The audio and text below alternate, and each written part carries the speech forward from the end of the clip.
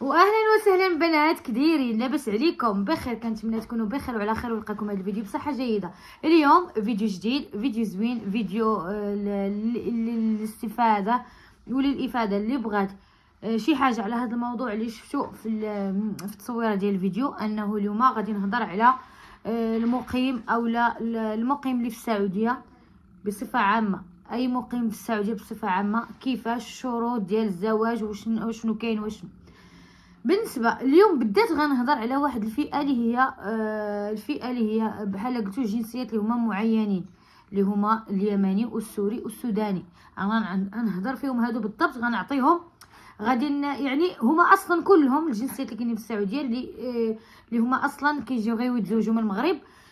دابا انت مثلا وحده تقدم لك مثلا يمني او سوري او مقيم في السعوديه ماشي سعودي، خصكم تعرفوا ديما تنقول لكم بانه اليمن المقيمين او الاجانب او المقيمين على على هذه الارض السعيده في السعوديه راه ماشي بحالهم بحال السعوديين. باش نكونوا واضحين، السعودي كيطلب ليه التصريح ملي كيبغي يتزوج من اجنبيه، المقيم لا.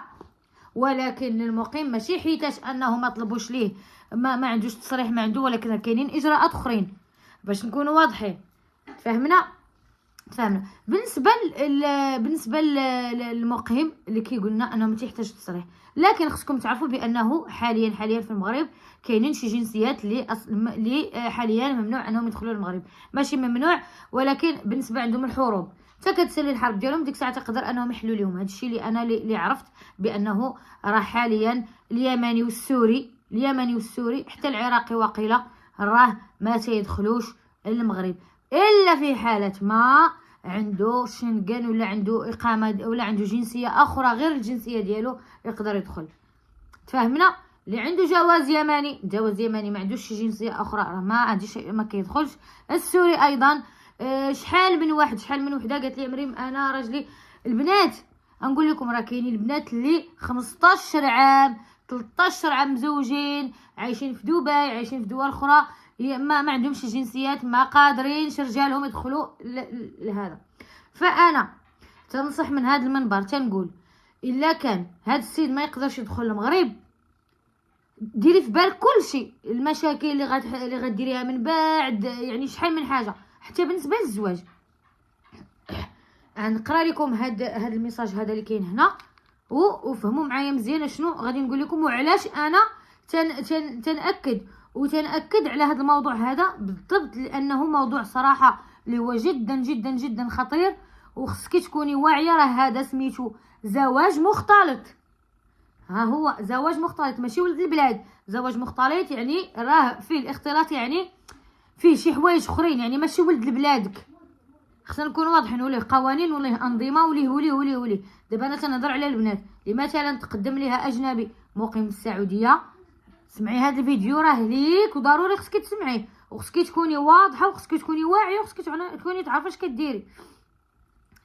السلام عليكم ورحمه الله. سؤالي هو انا مغربيه اقطن ببلد المغرب، يعني هي بالمغرب ياكي، ورجل يمني يقطن بالمملكه العربيه السعوديه يريد الزواج بي، فأريد أن أعرف ما هي المتطلبات لإتمام هذا الأمر. هل يجوز أن نتزوج بالمغرب عقد مغربي، أم هل يجب أن نتزوجه في المملكة العربية السعودية؟ وكيف يقبل زواجنا بالمملكة العربية؟ ما هي الأوراق المطلوبة؟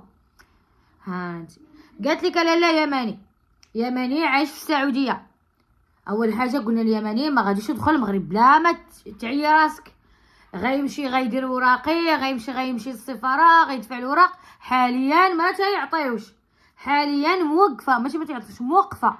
هذا نظام بلد، ونظام بلد خصنا نحترموا البلد ديالنا. انا تنقول دام البلد هي اللي دايره هذا الشيء، فالسلام عليكم. وعليكم السلام. ما تبقاش عندك لا كيفاش نجيبوا لا، والبلد راه دايره هذا الشيء صاحبتي. ويلي وكوني شويه فهمي. قالت لك واش حيتاش دابا هادي قالت لك حكا راه في السعوديه كيفاش خصني ندير المتطلبات لاتمام هذا الامر. هذا الامر الحبيبه ديالي ما غاديش يتم. علاش؟ قانونيا ما غاديش يتم، حيتاش اول حاجه المغرب موقفه حاليا السياحه او الفيزا للمغرب ديال السوريين واليمنيين، حنا متفقين عليها. تاني حاجه انه الا مثلا ما قدرش يدخل، فهمتي، هكا اجي نديرو الوكاله وما عرفتش شنو الفيديو، داكشي غا حيديه من بالك. نكونوا واضحين، نكونوا واضحين. اي حاجه فيها وكاله ولا فيها داك الزطري وداكشي احيديه. داكشي اصلا ماشي قانوني. اول حاجه لحقاش غادي نكونوا قبل ما نهضروا في هادشي ديال الوكاله وداكشي، اول حاجه في المغرب عندنا شروط للزواج المختلط. اشنا هي؟ انه يجيب وريقاتو ويجيب داكشي. حنا نقولوا مثلا هذا عنده الاوراق ديالو سليمه وكلشي غادي يجيبهم، ولكن ما يقدرش يدخل. قال لك حكا اجي للسعوديه نمشيو نديرو عقد في السعوديه. اجي جمعي شنطتك اخويتي يا الشنطه راكي عارفاها، اجي نمشيو نديروها في السعوديه. اول حاجه خصك تعرفي بانه هذاك العقد غير قانوني وغير معترف به لا في السعوديه ولا في المغرب. علاش يا مريم وياك حنا غنديرو عقد ياك؟ حبيبتي حنايا تنهضروا شرعا.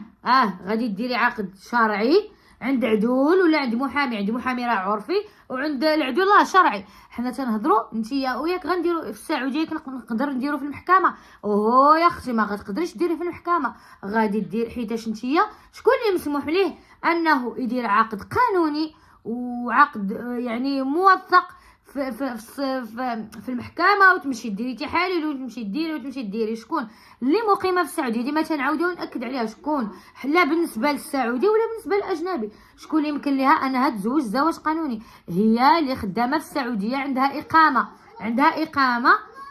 اسمعوا هذا ثاني، عندها اقامه في مقيمه يعني في السعوديه. هذه اللي فقط يسمح لها انها تدير عقد في هذا. اما بالنسبه لك اختي اللي قلتي لي انه واش هل يجب ان تتزوج لا يا الحبيبه ديالي، لا يمكنك ان تتزوجي في المملكه العربيه السعوديه ابدا، لانه ما غاديش ديري داك العقد في المحكمه ولا غادي يكون عقد قانوني، غادي يكون عقد فقط يا عرفي يا شرعي. والسعوديه غير معترفه به والمغرب غير معترفه به، يعني في كل الحالتين هذا الزواج ما كاينش. يعني عافاك اختي الا جاك شي يماني او لا جاك مثلا شي سوري ولا شي واحد وقال لك اجي عندي راه غادي نتزوجوا في فلان بلاصه فلان فلانيه وهذا، قولي لا عافاك الله يرحم صافي.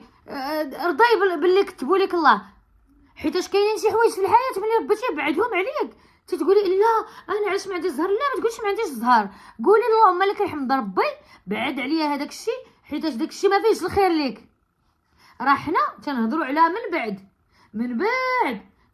فاش يكونوا الولاد، فاش يكونوا المشاكل، فاش يكونوا انت كاع درتي معاه داك العقد، جيتي استعدتي مع عقد عرفي وجالسه معاه وجايبك زياره حكا، راه غيجيبك غير زياره سياحه ولا شي ديال 3 شهور. يعني كل 3 شهور خصك تخرجي وتدخلي واحد النهار يقول لك بسلامه، واحد النهار غيعيا هو انه يبقى يدفع في ديك الزياره، غيقول لك انا مابقاش عندي. واش فهمتوا؟ دابا انا علاش كنهضر دابا على الزواج، شروط الزواج مقيم في مغربيه، شروط زواج مغربيه من مقيم في السعوديه اللي هو قلنا يمني او سوري. راه السوداني دابا واقيلا ولا يدخلوا، ولكن انا غنقول لكم عاوتاني بالنسبه غندوز لكم من السوداني باش انكم نحذركم وديروا بالكم في هذا الشيء. راه هذا الشيء راه هادو اجراءات قانونيه، هادو راه اجراءات قانونيه خصك تكوني على بال منها. راه كاينين شي حوايج راه الا ما عرفتيهمش راه هزك الماء. انا نقولها لك هذه دابا اللي قالت لك واش هل يجوز ان نتزوج بالمغرب عقد كيفاش هل يجوز؟ اكيد يجوز الا جا عندك، ولكن هو ما يقدرش يجي عندك بالوكاله. علاش غديري الوكاله؟ لمن غديري الوكاله؟ انا شوفوا انا هاد الزواج ديال الوكاله وداك الشيء، انا اللي الزواج اللي ما حضرش فيه العريس وشتو قدامي والناس فهمتي كيكون زواج، فهمتي واحد النهار غير يطلقها لك غير يقول لك هادشي تزوج فيك الوكاله كاع ما شتيني، جيتي عندي جايه عندي. علاش انا غادي ندير راسي داكشي؟ الا ما قادرش تجي عندي ودابز عليا يمشي ويطلع وينزل ديك الساعه نعرفوا باغيني يموت معايا، يمشي معايا للسفاره، يموت معايا، يطلع يهبط يشوف كيدير، يجي ياخذني من دارنا ويجي ويجيب لي هديه ديالي ويجيب لي الصداق ديالي وقدام العائله. علاش انا غنمشي نتزوج واحد بالوكاله؟ نقولوا مثلا عقد قانوني مثلا ديري في المحكمه وهذا. طيب واش صحاب لك ساهل؟ راه ما ساهلش، راه باش غير اجي تزوج بالوكاله، راه الوكاله راه خصك توكلي محامي وخصك تمشي لا عند القاضي وتشوفي واش غيوافق لك ولا لا. خصو يصيفط لك داك السيد اللي غتزوجي به، خصو يصيفط لك الاوراق ديالو اللي هي اصليه، اللي هي ديال حسن السيره والسلوك، اللي هي ديال الزواج، اللي هي ما مزوج ما مطلق، اللي هو وتخيلي قال لك ما عنديش. هنايا نقطه ثانيه عاوتاني علاش انا تنقول لكم. وحاجه اخرى عاوتاني عافاكم، راه هذاك ملي كديري عقد قانوني، عقد في المحكمه وداكشي، راه كيطلبوا لهم اوراق اللي هي بحال واش مزوج واش مطلق، واش عنده الولاد ولا ما عندوش، فين خدام، شحال تيشد، واش فهمتوا يعني. وكاينه عاوتاني واحد الحاجه اخرى اللي هي ديال التحاليل. انا تنقولها لكم وديما تنعاودها تنقول لكم راه من بين هذوك الوراق وداك الشيء نتيا كتعرفي هذاك السيد، حقاش التحاليل اللي تيدير تحاليل ديال السيده، ديال الكوليرا، ديال الحشيش، ديال المخدرات، ديال شحال من حاجه.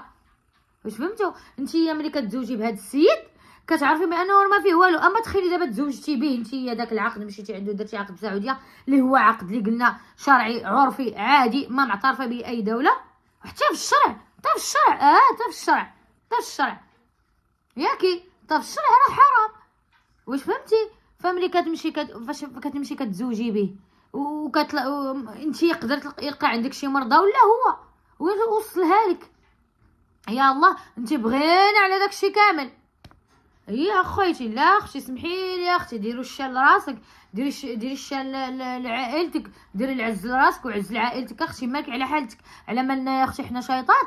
لا واخيتي اللي ما يقدرش يجي الله يستر عليه، الله يعاونو. حنا باغي حنا ما قلناش ماشي ضد الزواج المختلط ولا ضد، ولكن حنا مع انه تكوني قانونيه وتكوني بعزك وتكوني فهمتوا يعني. حنايا هذا الشيء تنهضروا فيه باش اننا نوعيو. انا تنهضر في هذا الشيء باش انني نوعي بنات بلادي انه شوفي يا اختي ما تمشي عنده، الا ما جاش عندك ما تمشيش عنده، حيت اصلا هذاك العقد غير قانوني وما كاينش وباطل. انا نقولها لك حيتاش داك الشيء خاصو وقت وخاصو يدبز معاك وخاصو يمشي معاك السفاره وخاصو يمشي السفاره اليمنيه والسفاره المغربيه وهكواره والبوليس والداخليه وزاره يعني كل شيء هذا الشيء. فانا تنصح هاد البنت هذه اللي قالت لي هكا، شوف اختي انا راه شوفوا انا راه قلتها ليها وشرحت ليها وقلت لها كل شيء. وانا شوفوا انا ما نكذبش عليكم، انا تنقول داكشي اللي كاين.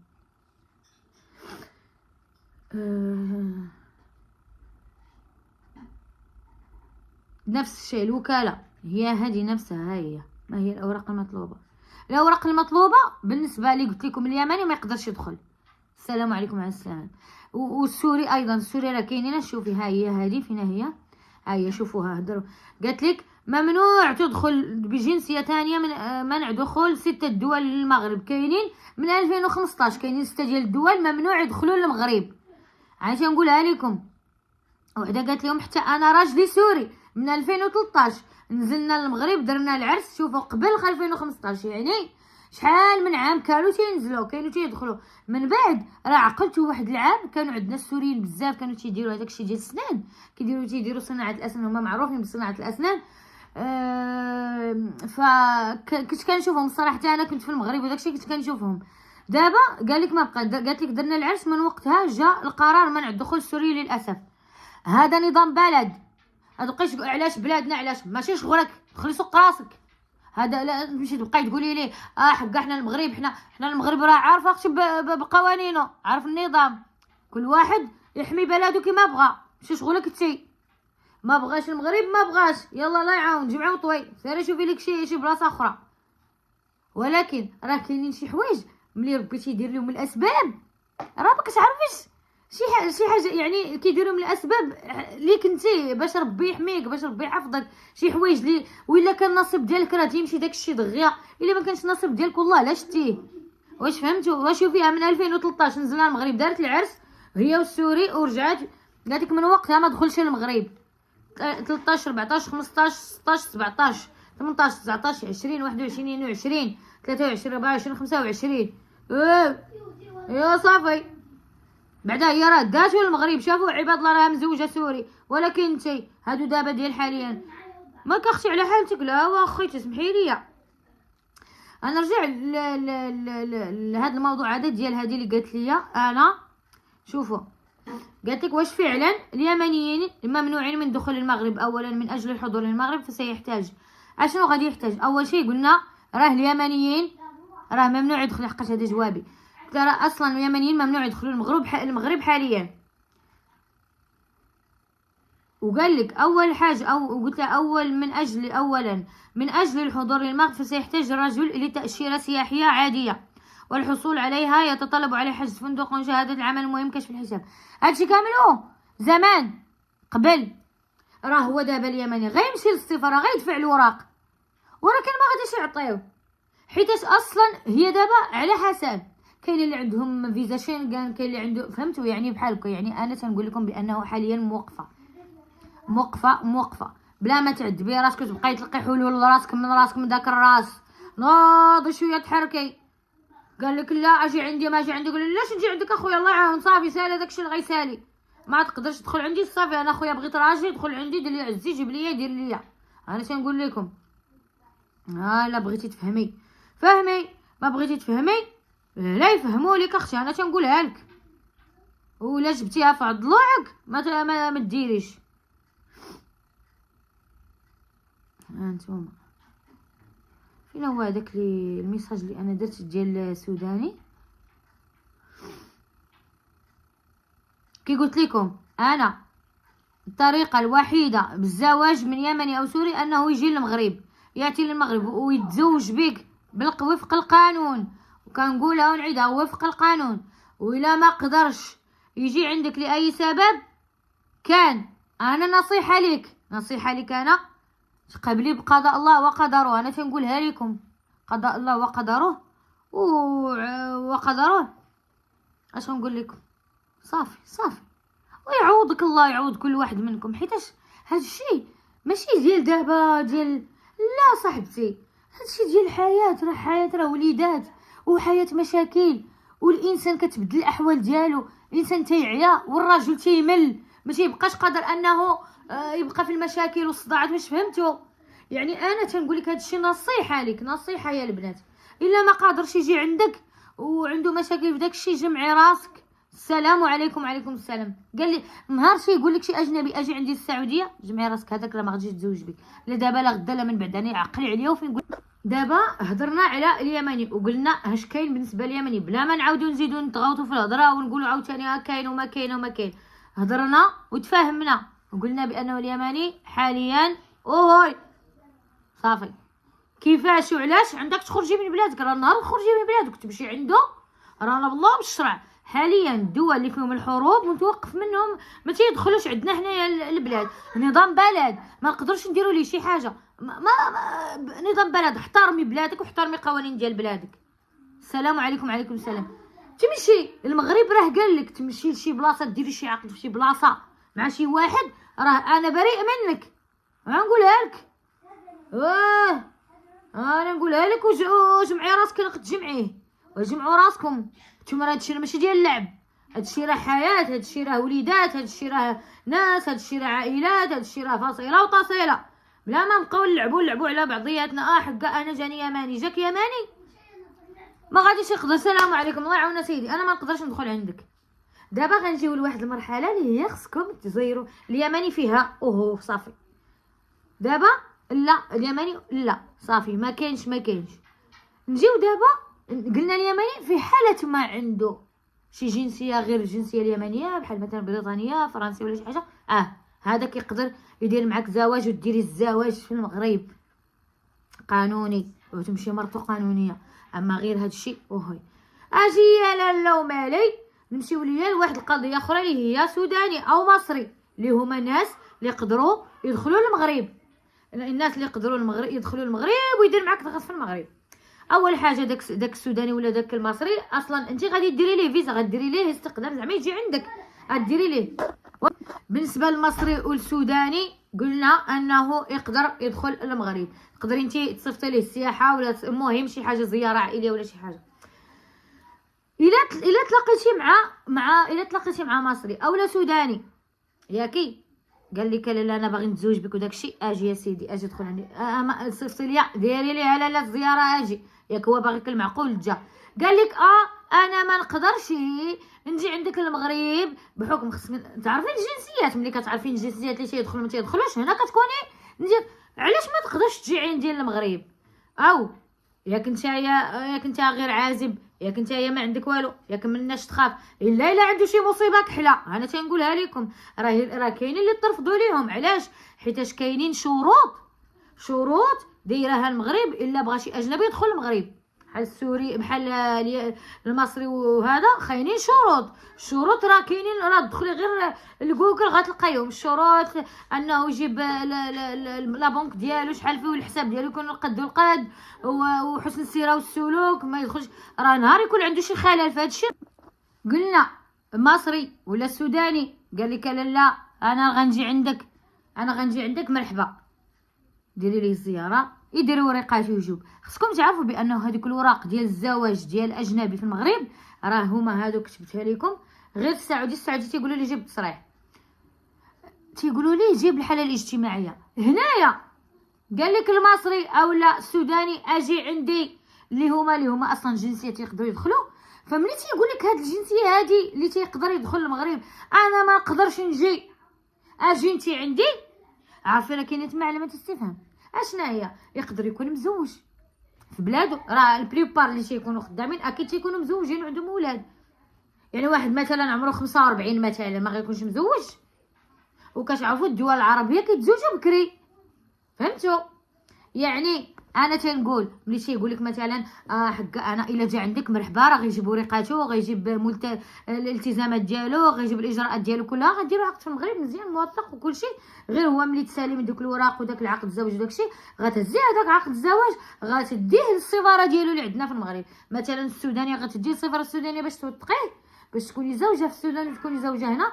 وايضا مصري تديه للسفاره السعوديه اللي السفاره المصريه اللي كاينه عندنا في المغرب في الرباط وتوثقيه ايضا. انا تنهضر في حاله ما هذاك السوداني ولا المصري اللي قال لك اجي عندي السعوديه، عارفين راه كاينه تما. تقول سوليه قولي لي علاش مالك ما تجيش عندي، غيقول لك حقا انا عندي الخدمه، عندي سالي خدمتك اول الناس، وانا واجي عندي في الصيف الاجازه ديالك اجي نزل عندي مرحبا. لا ما نقدرش هذا. ايوا الوراق ديال كيفاش؟ غيقول لك شوفي راه الوراق ديال اسمعوا هذه راه تيديروها انا بلا بالشرع، تيقول لك حقا راه الوراق ديالي راه ما نقدرش نجيبهم من السودان، ما نقدرش نجيب وراقي من السودان اجي حيتاش انا صعيب عليا اجي نديرو عقد في السعوديه وهذا وان شاء الله الامور داكشي. ردي البال الا قال لك الوراق ديالي كاينين في السودان، ولا اوراقي كاينين في مصر، ولا اوراقي كاينين في قرطاحله، لماذا السفارات راه في السعوديه تبارك الله وصلت عنبي جميع السفارات كاينين في الرياض، في السعوديه كامله فين ما مشيتي كاين القنصليات كاين سفارات، فين ما مشيتي غتلقاي السفاره. على دوك السفارات علاش داروا دابا؟ انا كاينه في السعوديه ومحتاجه نجدد لاكارت، ولا بغيت مثلا ليكستري ديالي، اش غندير؟ ديك السفاره علاش؟ باش انها تساعد المواطنين وتلبي الاحتياجات ديالهم اللي هي بحال الوراق، صارت لاكارت ناسيونال، عنده شي مشكل كيرجع لديك السفاره. هنايا علامات استفهام.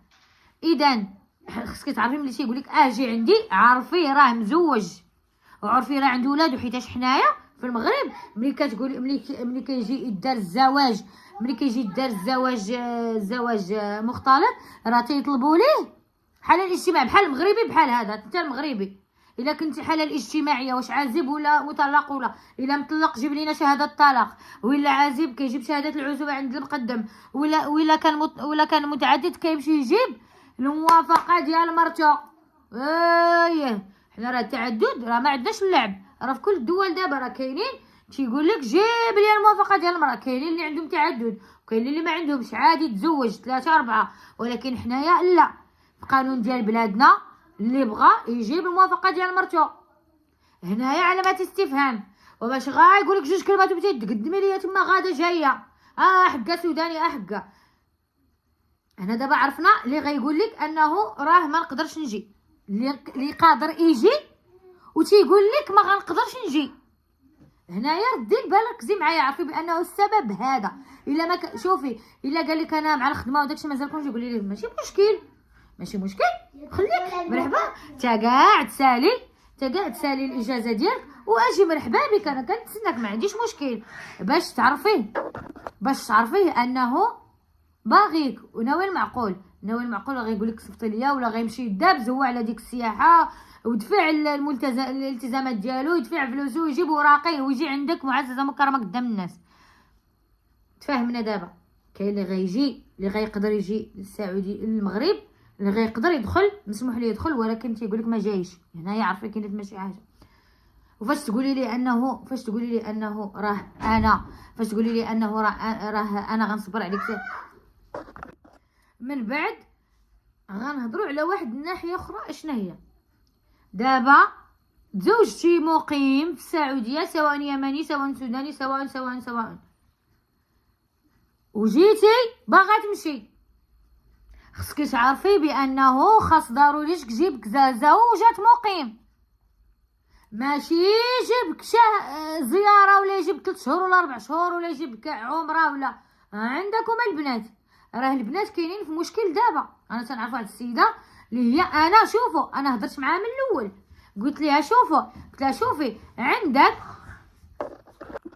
ها انت شوفوا الميساج كيفاش اقامه زوجه، وشنو هما الاوراق اللي يبعث لك مع الوكاله للزواج به في المغرب. لاش غتزوجي بالوكاله في المغرب؟ عدنا وزدنا ليش يا الحبيبه ديالي؟ قلنا حنايا ممنوع داك الوكاله، ما بغينا وكاله حنا. اللي ما قادرش يجي للمغرب سنه تا يقدر ان شاء الله، ولا ما قدرش الله يعاون الجميع. نصيحه عايش نقولها لكم. السؤال الثاني، ها انا زوجي سوداني جا المغرب، تزوجنا وهو مقيم في السعوديه، يعني جا المغرب يعني يقدر يدخل المغرب. قلتها لكم في السعوديه خدام كلشي بخير، خدام في السعوديه خدام كلشي بخير. جيت للسعوديه باقامه زوجه، لكن الواحد يسول على راسه. ها شنو قلنا؟ راه تنقول لكم عاوتاني، ملي كتزوجي شي واحد مقيم في السعوديه وتيقول لك غنجيبك زياره ولا غنجيبك عمره ولا غنجيبك ما عرفتش شنو، الا ما قالش لك زوج الا ما قالش لك غنجيبك اقامه، عارفي راه الصالير ديالو شويه راه ماشي حتى ليه. كونوا واضحين، حيتاش الاقامه خصها الفليسات والفلوس. اقامه، بغيتي اقامه تولي زوجك مقيم، تولي بعزك، تدخلي وقت ما بغيتي وتخرجي وقت ما بغيتي. اما الزياره اختي والعمره غتسالي لك 3 شهور ديالك، خصك تخرجي من البلاد وتعاودي ترجعي عاوتاني، ومالك اختي على حالتك. لا واختي، انا شوفوا انا بالنسبه ليا ديك زوجة مقيم كنفضلها انا بالنسبه لحقاش انت جايه زوجه، ما جايش انت زياره ولا جايه بغيتي تعيشي مع راجلك. انا تنقول المراه ملي تزوج تكون مع راجلها ديك 3 شهور وديك شهرين وديك 4 شهور وديك غادا جايه خطابات، ما لها داعي. فهمتوا؟ المهم هذه قالت لكم سولوا على راسكم انا تنقولها لكم. قال لك هذا السؤال الاول اللي هو داك اللي كان الاول فاش هضرت على اليمني، قال لي واش يقدر يدخل المغرب؟ لا، اليمني ما يقدرش يدخل المغرب. اسمح لي اخويا، هذا نظام بلد وانا ما نقدرش. هذا الشيء اللي كاين، هذا الشيء اللي موجود في الانظمه حاليا، لا يسمحون له بالدخول، ما يقدر يدخل، معليش. السلام اختي، واش المصري المقيم بالسعوديه ما يمكنش ليه يدخل المغرب؟ ها القوالد، ها على اساس خطبه، حيت قال لي ما يقدرش يدخل المغرب وخاصني انا نجي للسعوديه وندخل العقد في السفارات بجوج. اش توثقي؟ واش تقدري بعدا تدخل لديك السفاره؟ ولادي هاش تنقول هذا يقدر يدخل. اذا علامات استفهام. علاش ما تقدرش تدخل ولدي؟ اسيدي علاش ما تقدرش تدخل؟ اش من اسباب عندك؟ عندي الخدمه، ما عندكش كونجي. سير ولدي تاتسالي الكونجي ديالك واجي مرحبا بك. ايوا يا لا ما نقدرش اجي عندي. لاش غنجي عندك؟ لاش؟ وانتو حنا قلنا بانه ما تقدريش ديري عقد قانوني في السعوديه. هاني تنقولها لكم من اجنبي، الا من اجنبي لا من سعودي. بغيتي غد الا جيتي كاع ديري معاه عقد عرفي راه غيقرقبوا عليك. السعوديه راه ما عندهمش هذا الهبل هذا، داكشي ديال الزنطن ما كاينش. انا نقول لك تقدري ديري عقد شرعي وتجلسي معاه، ولكن ماشي قانوني. تا واحد ما معترف بك، لا مصر معترفه بك، لا السعوديه لا المغرب. حنا عارفين بانه العرفي غير معترف به في المغرب، نكونوا واضحين. صافي، هذه قالت لك لا واش نقدر نمشي عنده؟ وما تمشي عنده ولا يرسلك بديك رجلين وصافي. صاحبي فين كوما والدين اللي تيخليو البنات يمشيو وفي الغدا واتيا فين غادا؟ واش السيد ما جاش عندك انت؟ علاش غتمشي؟ واش حنايا اختي شيطان علينا ريوسنا نبقاو غاديين عند الرجال؟ وفينا هي العزوه؟ فينا هو السند؟ فينا هي الشان والمرشان اللي جا الراجل محمل لك يا لاله وجايب لك الصداقات بحال لياتك؟ علاش انت خصك تمشي عنده؟ ايوا راه خصك تعرفي راه نهار تمشي عنده نهار انت مساويه فرانك. نكونوا واضحين، حنا قانون عندنا في البلاد، عندنا قانون الحمد لله، عندنا انظمه، عندنا شي حوايج. الزواج المختلط يجي مرحبا به، يدوز من المحكمه يدوز. بالله الا كانت مع علامات استفهام هذا عنده شي حاجه ما بغاش يجي، هذا مزوج وعارف بانه في المغرب كيطلبوا اوراق اللي هي ديال كاين اللي مثلا داخل الحبس، كاين اللي مثلا ما عندوش الماني، الصالير ديالو ما كاينش، كاين اللي مثلا حارق في السعوديه مثلا سالت ليه الاقامه وجالس وجاي باغي يجيب كنتيه، غيجيب كنتيه ب 1500 ولا 2000 ريال البيه والزياره وتجي عنده. يا العالي، واصلا كيفاش غيجيبك عمره؟ غديري عقد حيتاش ملي غتجي للسعوديه كزوجه ما عندكش عقد، ما عندكش العقد معاه، فاذا انت غادي تجي كعمره، تجي العمره ويدير معاك عقد عند العدول. ايوا داك العدول راه حنا قلنا شرعي، قلنا حلال، ولكن واش معترف به؟ لا، حيتاش ماشي قانوني. وقلنا شكون اللي غادي يقدر يدير داك العقد القانوني في السعوديه؟ هي اللي خدامه في السعوديه، اللي مقيمه في السعوديه، اللي ساكنه هنايا ولا عندها اقامه فقط. تكون عندها اقامات هذيك تقدر دير قانون ديالها وتوثقيه في السفاره. راه الا ما كنتي ساكنه في السعوديه راه ما تقدريش ديري شي حاجه بالقانون.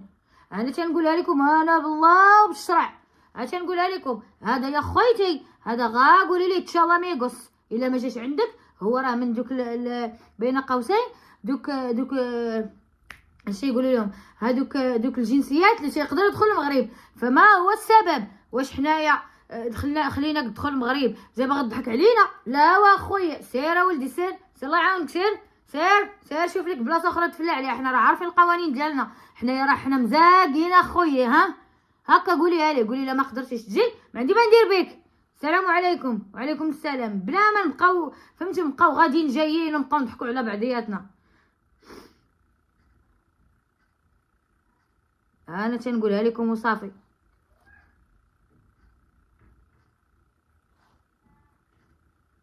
قلنا ما يقدرش يدخل المغرب، ما يقدرش يدخل المغرب. لا يقدر يدخل المغرب، مصر يقدر، السودان يقدر، يمني ما يقدرش، السوري ما يقدرش. تفاهمنا البنات؟ الله يرحم الوالدين. اللي معاها شي مقيم، خاطبها شي مقيم في السعوديه، عرفي قوانينك، عرفي فين غاده وفين خارجه، عارفه شنو كديري، عارفه الجنسيات اللي تيدخلوا اللي ما تيدخلوش. عرفي بانه راه خصك تكوني ناضيه وواعيه، هذا زواج مختلط ماشي لعب. المهم غادي نقول لكم تهلاو في راسكم، نشوفكم في فيديو جديد ان شاء الله، وعندكم وحضروا راسكم من هذا الشيء اللي تيوقع. انا تنقولها لكم انا بالله وبالشرع معاكم. تهلاو.